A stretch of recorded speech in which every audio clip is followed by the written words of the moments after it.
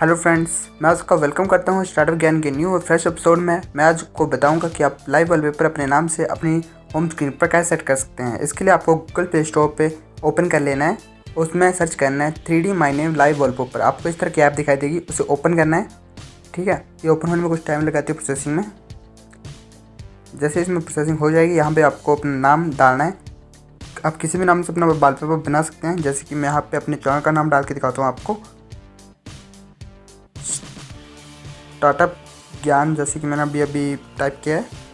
अब ये मेरे नाम से, इस नाम से वॉलपेपर बना देगा स्टार्टअप ज्ञान के नाम से। और यहाँ पे आपको 3 डॉट्स पे जाना है, सेट एज लाइव वॉलपेपर पे क्लिक करना है।